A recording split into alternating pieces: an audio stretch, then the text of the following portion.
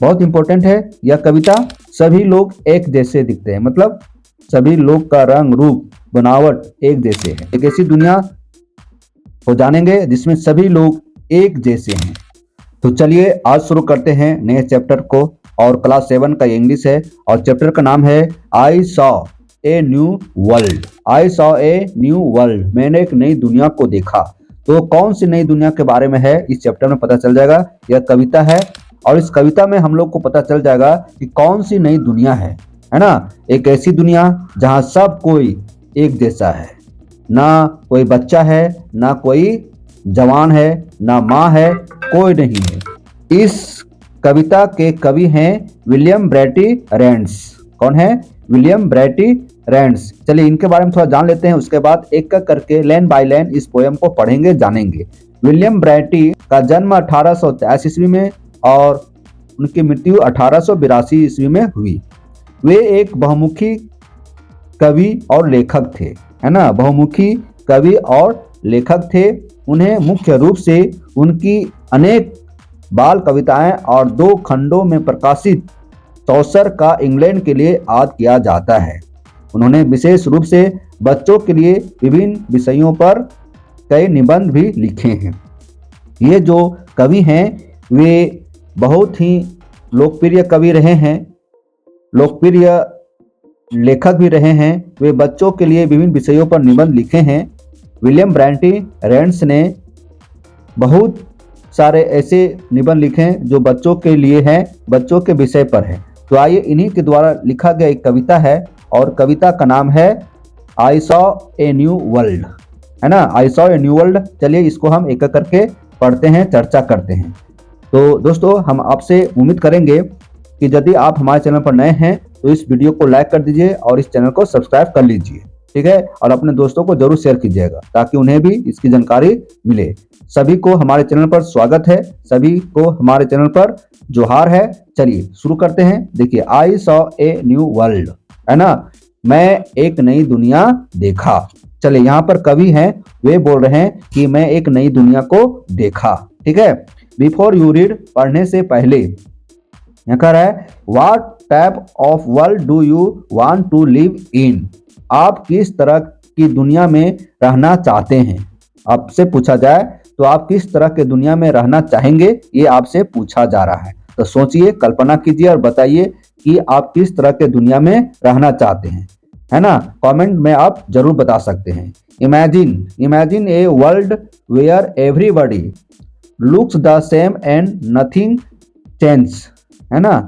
देखिए आप कौन सी दुनिया में रहना चाहते हैं, है ना। Imagine a world where everybody looks the same and nothing change, है ना। एक ऐसी दुनिया की कल्पना कीजिए जहां सब लोग एक जैसे दिखते हो और ना कुछ बदलता हो। आपको एक ऐसी दुनिया की कल्पना करना है जहां पर सभी लोग एक जैसे दिखते हैं। लुक्स द सेम, सभी लोग एक जैसे दिखते हैं, ठीक है। और ना ही कुछ बदलता है, कुछ भी नहीं बदलता है, कुछ बदलाव नहीं होता है। In this poem a child dream of such a world. इस कविता में एक बच्चा ऐसा ही दुनिया का सपना देखता है जहां पर ना कुछ बदलता है, सभी चीजें एक जैसे दिखते हैं, जहां लोग एक जैसे दिखते हैं, है ना।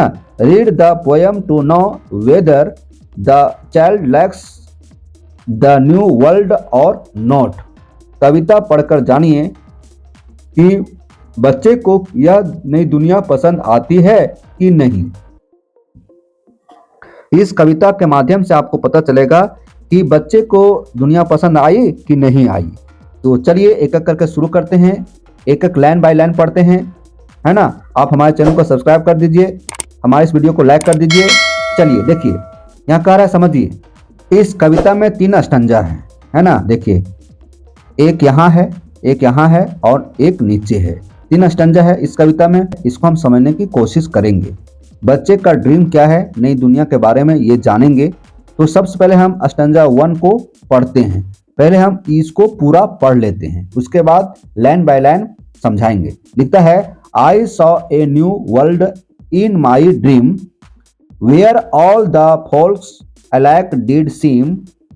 There was no child there was no mother, there was no change, there was no other, nobody love, nobody wept, none grow weary and so none slept. चलिए एक करके समझते हैं। जितने भी ये सेंटेंस आया है इसमें पास्ट टेंस का यूज किया गया है ना, भूतकाल में ही ये सेंटेंस है, ये कविता है, बीता हुआ समय का बोध करता है भूतकाल। अब देखिए यहाँ पर, यहाँ कह रहा है ड्रीम, ड्रीम मीन्स क्या होता है, सपना होता है, ड्रीम मीन्स क्या होता है, सपना।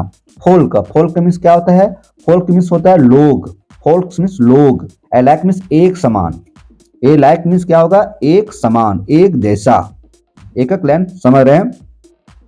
आई saw a new world in my dream. यहाँ पर कवि कहते हैं, कवि का नाम है विलियम ब्रैटी रेंट्स, तो वे कहते हैं कि मैंने अपने सपने में एक नई दुनिया देखा, है ना, मैंने अपने सपने में एक नई दुनिया देखा। तो कवि महाराज सो रहे हैं, ये बचपन अवस्था का ये सपना है, जब वे बच्चे थे उस समय का यह सपना है। और इसमें कवि बच्चे के रूप में ड्रीम देखते हैं, सपना देखते हैं, और उस सपना को एक कविता के रूप के माध्यम से दर्शाया गया है, बताया गया है। तो यहाँ पर कवि जो हैं वे अपने सपने में एक नई दुनिया को देखे, है ना, एक सपने में नई दुनिया को देखे। Where all the folks alike did seem, है ना, जहां सभी लोग एक जैसे नजर आते थे, मतलब सपना में सभी लोग एक जैसे दिखते थे। There was no child, there was no mother, वहां कोई बच्चा नहीं था और ना कोई माँ थी, है ना, मतलब एक ऐसी दुनिया का सपना देखते हैं जहां कोई बच्चा नहीं था और माँ भी नहीं थी, वहां पर माँ भी नहीं थी।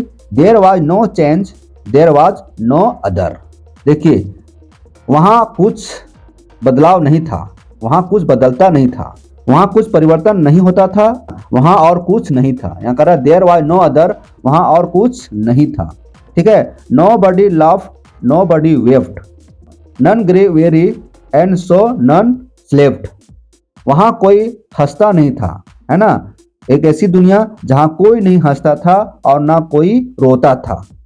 कवि एक ऐसी दुनिया का सपना देख रहे हैं जहां कोई ना हंसता था और ना ही कोई रोता था। वेप्ट मीन्स क्या होता है, रोना, पास्ट टेंस है ना। None grow weary and so none slept, ना कोई थकता था और इसलिए कोई सोता नहीं था। जब वहां पर कोई थकता ही नहीं था तो लोग क्यों सोते। कभी एक ऐसी दुनिया का सपना देखे जहां पर कोई ना थकता है, ना कोई परिवर्तन होता है, ना बदलाव होता है। जब कोई थकता ही नहीं है तो वहां कोई सोता भी नहीं था, ठीक है।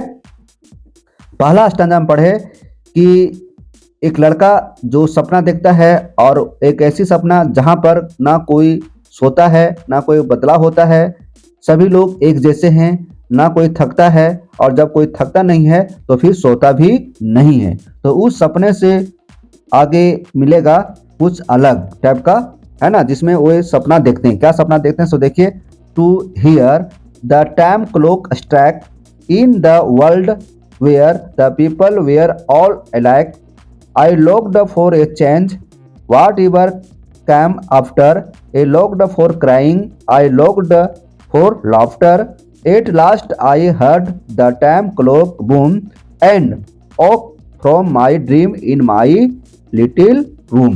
देखिए यहाँ पर पहला लाइन में बोला जा रहा है ना, कि I looked to hear the time clock strike, strike means होता है बजना, लॉक्ड मीन्स चाहा, मैंने चाहा, मैंने यहाँ कौन है, कवि है ना, कवि कौन है, विलियम ब्रैटी रेंडस, मैंने चाहा मतलब कवि चाहा, है ना, घड़ी की घंटे की आवाज सुनो, मतलब कवि बोर हो चुके हैं कि जहाँ कोई ना थकता है ना कोई बदलाव होता है ना, तो ऐसी दुनिया अच्छी नहीं है। तो वे चाहते हैं कि घड़ी की आवाज को मैं सुनूं, है ना। I looked to hear the time clock strike, मैंने चाहा कि घड़ी के घंटे की आवाज सुनूं, है ना। In the world where the people were all alike, है ना, उस दुनिया में जहां लोग बिल्कुल एक जैसे थे, है ना। कवि सपना क्या देख रहे हैं कि वह देख रहे हैं कि मैं सभी चीजों से बोर हो चुका हूं, अब मैं कुछ परिवर्तन चाहता हूं, जहां पर घड़ी की आवाज सुनाई दे और वहां के लोग बिल्कुल जहां एक जैसे थे वहां कुछ बदलाव हो, ठीक है। उस संसार में जहां बिल्कुल एक जैसे थे, वहां पर घड़ी का आवाज उन्होंने सुना। I looked for a change whatever came after, है ना। मैं वहां एक बदलाव और एक परिवर्तन चाह रहा था, जहां कुछ भी बदलाव हो लेकिन हो, है ना। कवि जो हैं वे कहते हैं कि मैं वहां एक बदलाव चाह रहा था, कुछ परिवर्तन चाह रहा था, जो भी बदलाव हो लेकिन हो। I looked for crying, I looked for laughter, है ना। मैं रोने की आवाज को सुनने के लिए बेचैन था। मतलब मैं यहाँ कौन है, कवि हैं, है ना। कवि चाह रहे हैं कि यहाँ पर रोने की आवाज भी सुनाई पड़े और हंसने की आवाज को भी वे सुनने के लिए बेचैन थे। कौन, कवि, ठीक है। I looked for crying, I looked for laughter, मतलब आवाज हो, चिल्लाने की आवाज हो, हंसने की आवाज हो। Eight last I heard the time clock boom, और अंत में मैं घड़ी की बजने की आवाज को सुना, है ना। अंत में मैं घड़ी की बजने की आवाज को सुना। And off from my dream in my little room, है ना। और इसके बाद क्या होता है, और मैं अपने सपने से उठा जहां मैं अपने छोटे से कमरे में सपना देख रहा था। जब घड़ी की आवाज को सुनाई मिलता है तो वे जाग जाते हैं, उठ जाते हैं, छोटे से रूम जहां पर वे सपना देख रहे थे, ठीक है। मैं एक परिवर्तन के लिए उत्सुक था, चाहे परिवर्तन कैसा भी हो। मैं रोने की आवाज सुनना चाहता था, मैं हंसने की आवाज सुनना चाहता था। और अंत में मैं घड़ी के घंटे की आवाज सुनी और अपने छोटे कमरे में अपने सपने से जाग गया, है ना। इस तरह से ये दूसरा स्टैंजा को कंप्लीट किए हैं। अब चलिए तीसरा स्टैंजा को देखते हैं। And I heard the baby crow and cry and I thought to myself how nice it is for me to live in a world like this where things can happen and clocks can strike and none of the people are made alike। यहाँ समझिए, कहता है यहाँ पर कि नाई, नाई means क्या होता है, नजदीक, है ना। स्माइल में मुस्कुराना होता है। कहता है, अब एक एक लाइन को हम पढ़ते हैं, है ना, एक एक लाइन को समझते हैं। With a smile on her lips, my mother was nigh, है ना। अपने होठों पर मुस्कान लिए मेरी माँ पास खड़ी थी। मेरी माँ जो मेरे करीब थी, उसके होठों पर मुस्कान था, है ना। And I heard the baby crow and cry, कि मैं एक बच्चे की शोर की आवाज को सुना। And I thought to myself how nice it is, और मैं सोचने लगा कि यह स्थान कितना अच्छा है मेरे लिए। For me A live in a world like this, इस तरह के संसार में रहना मेरे लिए कितना अच्छा है, जहां पर माँ की मुस्कान है, कौवे रो रहे हैं, कौवे चिल्ला रहे हैं, बच्चे चिल्ला रहे हैं, सभी लोग हंस रहे हैं, मुस्कुरा रहे हैं। तो ऐसी दुनिया में रहना बहुत अच्छा है, ठीक है। फिर देखिए आगे, अब लास्ट दो लाइन है। Where things can happen and clocks can strike, है ना। हैपन मीन्स होता है घटना, है ना, घटित होना। जहां इस दुनिया में चीजें घटित हो सकती है, जहां पर इस दुनिया में कोई भी घटना हो सकती है और घड़ियां आवाज कर सकती है। And none of the people are made alike, और कोई भी व्यक्ति किसी दूसरे व्यक्ति के जैसा नहीं बनाया गया है। संसार में सभी लोग अलग अलग हैं, अलग अलग तरह का है, सभी का बनावट अलग है। कहने का मतलब है कि समय का बदलाव हो सकता है और सारे लोग एक जैसा नहीं बनाए गए हैं, ठीक है।